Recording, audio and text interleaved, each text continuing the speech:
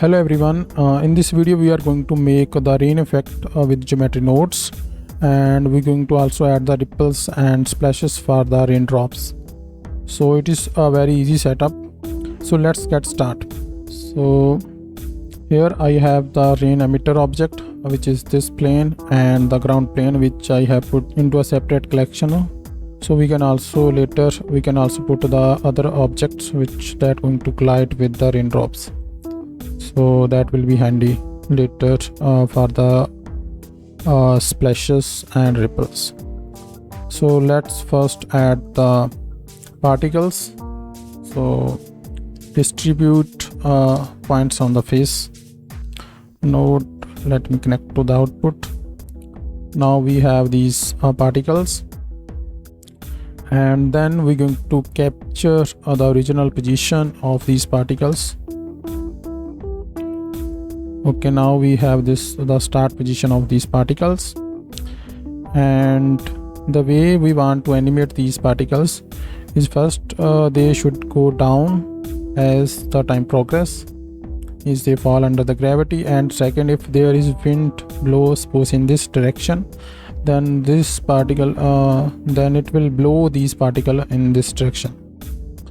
So to account for that, let's add the vector math node. So change this to normal. So now this will be our direction for these particles. So z is -1, so we want to move these particles along the negative z direction. And for the wind effect, I have added small amount in this y direction, x direction. Then add the scale node here, and next is add. So we're going to add this vector to the initial position of the particles. So let's add this direction vector by a 10 factor to the original position of these particles. So now if I add the set position node here and plug this into the position, see our particles move to this location. Now if I add the mix RGB node here and this to this original positions, and here we can animate this vector to move these particles. Okay, so let me also hide the unwanted inputs from this node. So for the animation of this vector, first let's duplicate this and type here some velocity value. So we want to calculate the time factor based on this velocity and this distance. So why it is necessary? Because if we scale, means if we increase this distance, then the animation doesn't affected by this distance, the final distance of the particles. It only affected by the velocity of the particles. Okay, so let's add the math node with the divide operation, and we're going to divide the velocity by this distance. This is basically we have velocity v, which is equal to d with distance by time. So now we have divided the velocity by d, we get a per unit time, and then we're going to multiply this with our with the frames. Now we have this time for this vector, and let's duplicate this node and change this to this modulo so that we can repeat this animation in 0 to 1, 0 to 1, something like this. Okay, now if I connect this to this and play the animation, see all the particles moving. Another thing we would like to add here is this to randomize time for all the particles. So duplicate this, change this to add, and here let's add the random value node, max to 0 and this to -5. Okay, you can also change this. So why this -5 is let me go to first frame. I want that all the particles should start from their original position, so that's why I have offsetted the time in backward direction. Okay, means in this direction. And if you set a lower value here, means let's say 0.1, then these particles start aggressively. Means if you type here say -10 here, then first it start like a small number of particles, and as this loop repeat again, more number of particles will appear for this rain effect. Okay, I found this 0.5 is a nice value for this effect. So now let's group this, add a frame here and rename this as animation. And now we have to capture this animated position of the particles. Let's plug this here and also hide this. So frame, and this is our old and new position. Okay, so next let's instance on the point node to instance our droplets for these particles, and I'm going to use a custom model for the drops. Name a drop model. So it is a procedural. So what I have done here is that I have this curved line, then I resample it, then add the radius based on this spline factor, and if I convert this curve to mesh, we have this shape. And for the lower part, we have this sphere. I deleted the upper part of this sphere, then combine this with this curved line. So we have this drop shape, and here I use the same number of resolution for the curve circle, which is profile for this curved line, and the same number of segments for the UV sphere, so that easily they get merged with the merge by distance node. Okay, so here you can change basically the length of this drop as well as its radius. Okay, so let's plug this into the instances, and we have this, and let me play the animation. So particles are moving in the right direction, but they are not aligned properly with their motion. So let's align them. Let's add the align node here, align Euler to vector, change this to z-axis, and plug into the rotation. They are aligned but in opposite direction, so let's fix this. Change this to scale, this to a -1. Say all they are aligned perfectly. Okay, so also let's add a random node to randomize the scale of these drops. Random value here, and I'm going to give 0.05 to a 0.25. Okay, something like this, that we can adjust according to our requirement.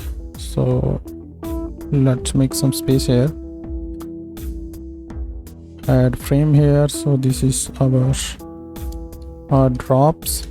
So the next step is to add the splashes and ripples.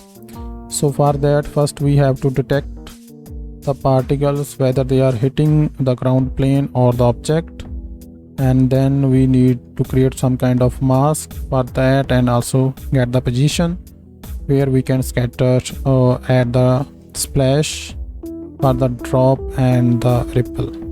Okay, so I have put the ground plate in this collection, as I said, which is convenient if we have multiple objects that will going to block some of the raindrops. So let us first realize the geometry of this collection, because by default collection output a instance, not a real mesh or geometry. Now let's add the raycast node here. So we going to use this geometry as our target geometry, and for the source position we going to use the original position of the particles, and for the direction we're going to use this as direction. So along with this we also need another mask, a boolean mask, that will only true when the particle hit the surface. That is really important to add the splash and ripple. So to get that mask, we're going to use the initial position of the particle, hit position, and the animated position. So what I mean is that suppose this is the original position of the particles and this is the hit position at the ground, and this is the last position or the animated position. So if we subtract these two positions, we get a direction which points in this direction, and if we subtract this animated position from the hit position, we get a direction which will point in this direction. So if we compare these two directions, we will get the mask that will be true when the particle hit the surface. So let's add the subtract node,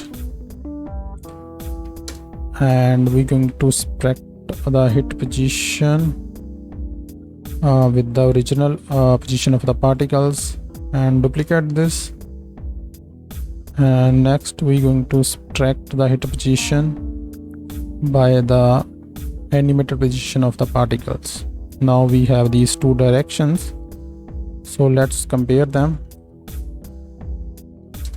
and we want to compare this A with B, and if there is change in the angle of this direction more than by 5 degrees, it will give a true value for that particle. So let's view this, and by the way I have added the screencast keys.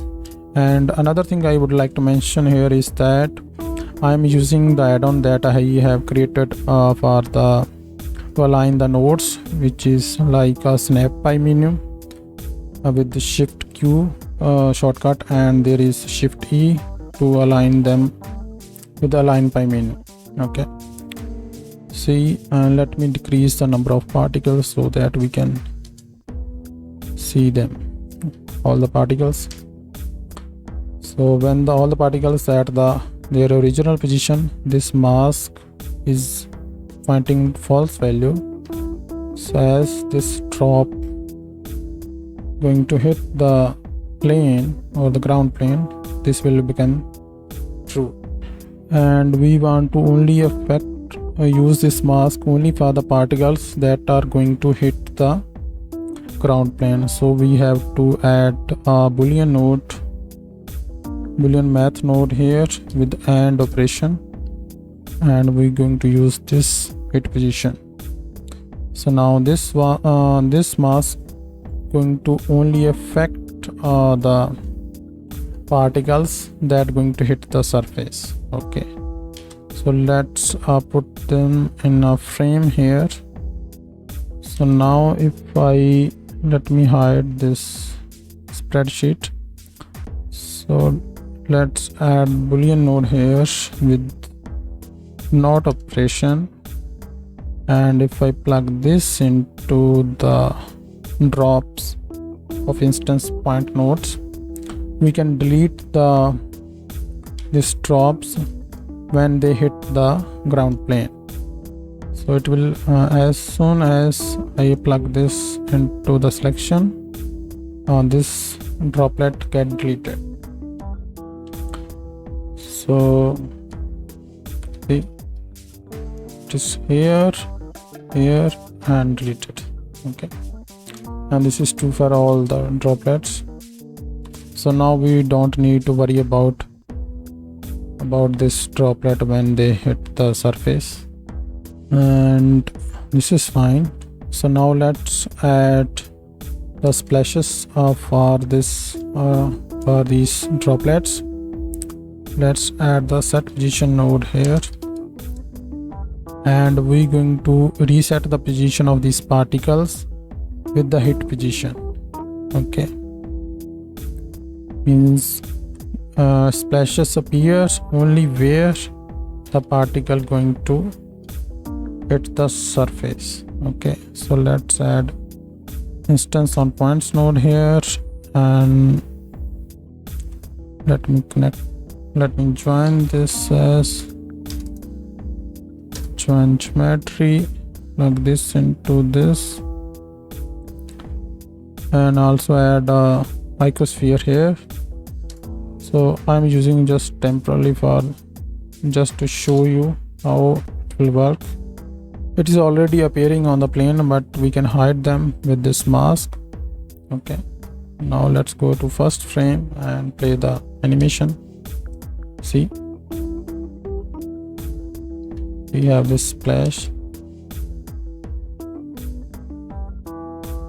It's nice, but there is something slightly wrong with these splashes. They are appearing for a very long time, so that we can fix with this.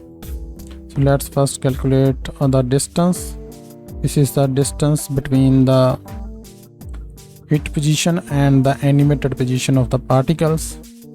So when the particle hit the plane, it will have a smallest value of distance, and as the particle goes down this plane, this distance will increase. So we can add a compare node here. Means if the distance is less than equal to some threshold, only then this value be true. Let's and node, let's type here maybe a 0.2. So now if we combine them together and plug this into the selection, see,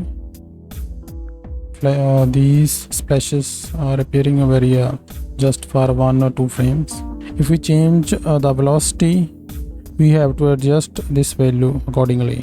So to automatically handle with the velocity, so we have this unit time which we calculated, and if we multiply this time with the total distance, we get the smallest or the distance that will cover by a particle in a frame. Okay, so let's plug this as threshold. Now we don't have to worry about this. Means if you want the splash appear for more number of frames, you can add a value to this smallest distance. Okay, so here if we whatever the value we choose here for the velocity, splash will appear only a fraction of frame, or only for 1 frame. See, if I type here even 5, it works perfectly fine. Okay, so this is done. So let's add a frame here, type a splash.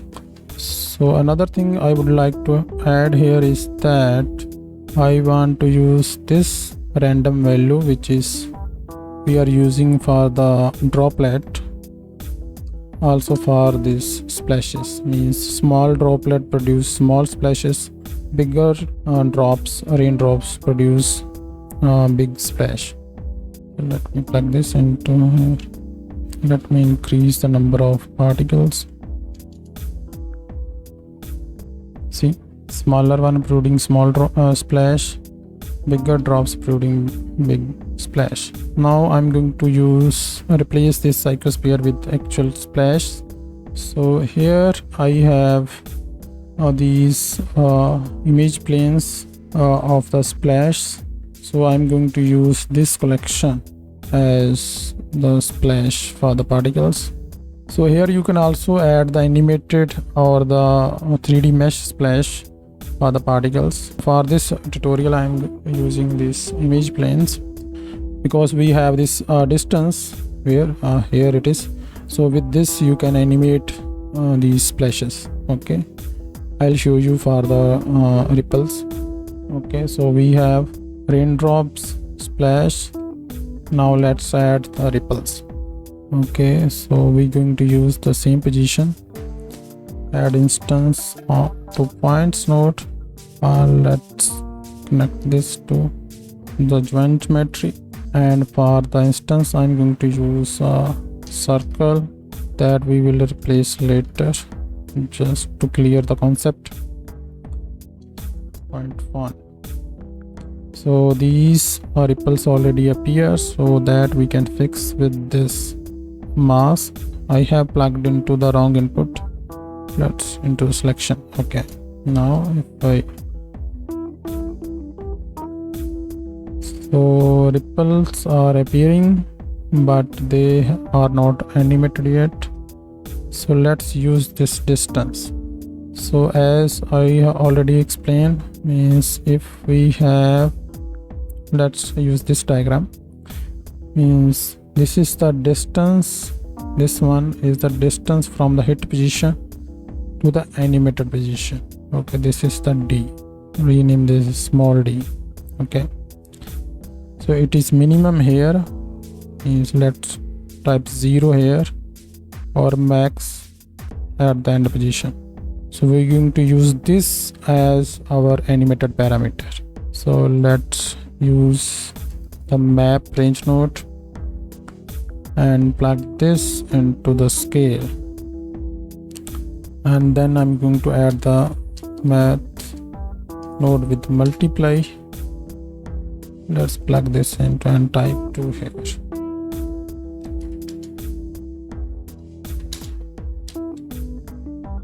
Let me type here 5. See, they are animated. So let me type a small value.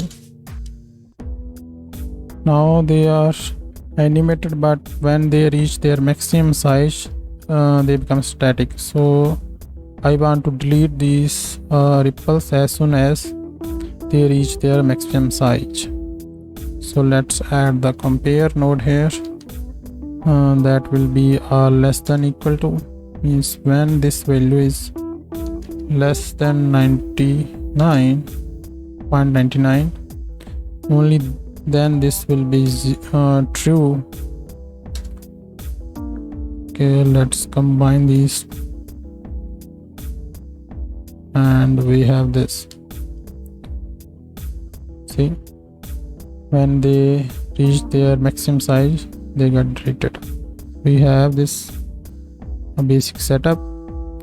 So another thing is, now let's add another object into this collection, which is a sphere. Now first thing is that they appear on this sphere object, but they are not aligned with the geometry. Okay, so to align with this geometry we're going to use the normals from this raycast node. Let's add the line, Euler to vector node, connect this to vector, connect this to vector, and this to z-axis. So this is before and this is after. Now they are aligned. So another fix we have to add is that they are appearing very on the steep surface. We have to restrict them onto the surface that that don't have a very steep this slope. That can be done by comparing the normal with the z-axis. So let's add the compare node here on this to this direction, and we want to compare with the z-axis, means upward direction. So now if this direction is less than or equal to a 45 angle, only then these ripples should appear. Okay, so let's combine this with this boolean.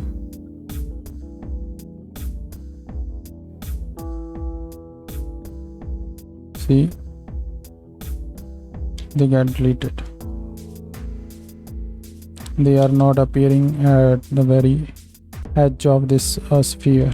We can further decrease this value. Okay, means 3.5 to further restrict their appearance on the surface.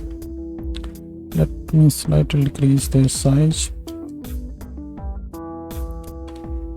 Okay, so another thing I would like to add here is that is the scale of the particle for this ripple. We need a vector scale node. So then let's plug this into the scale and this value for the vector. Okay, so now let's increase the base scale. So this will make sure that a small droplet creates small ripples and big droplet create big ripples. So now we're going to put this into a frame, and these are the ripples. So I have created this basic shape for the ripple. Let me hide these ground objects. I have this curve line, then I resample it, then I offset the y-axis of the points of this curve line to create this kind of shape, and then I use this shape for the profile of this circle. So we have something like this. Okay, and on top of that I have created these 3 circles with a different size, and then created this shape, then combine them together to make this a ripple shape. So now let's add this into the instances, and let me enable this ground plane. So we have these ripples. So another thing we can add these to these ripples is, let me remove the sphere from this collection. They are animated, but I want that as they close to their final size, means final maximum size, their z scale should approach to 0. So that way we can make them disappear into the water. Okay, let's add here the xyz node 1, and here I'm going to use this value, float curve. Let's make some room here and use this for the z-axis, and then add the multiply vector multiply match node and change this to multiply by this. Okay, so our factor is changing from 0 to 1. 1 means it is maximum size. I want it is value 0 for the scale, and maximum when it is just form. Okay, something like this. So see, as soon as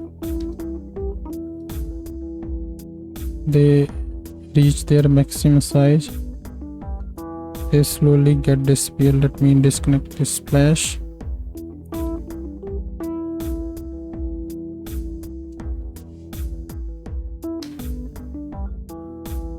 they become almost flat. So now let's see them. Okay, we haven't added the material to the droplets as well as to these ripples. Let's add the set material node. So I'm going to use the same material for the drops as and also for these ripples. This is the basic glass shader, nothing fancy for this material. We have to decrease the size of these drops and also the size of the splash. Okay, so now for the ground plane material, I used a simple concrete texture for the ground plane with zero roughness, and on top of that I have added this very noise with very large scale. So it basically represents the effect during the rain. Very small droplets hit the water surface, create this kind of noise. So let me play this. It gave this kind of appearance. So this is the effect I have added. So this is the notary for the rain effect with a splash and ripples. So as we have animated the ripples with this distance, you can also animate the splashes. Okay, and you have to increase the threshold value for this to appear that splash for a longer period of time, so as they form. So this is it for this tutorial, and if you like this work, then please do support me on my Patreon page, and where you can download all these project files and presets that I have made with the geometry nodes and animation nodes. So stay tuned and subscribe to my channel for more updates. Until next time, happy noting. Bye.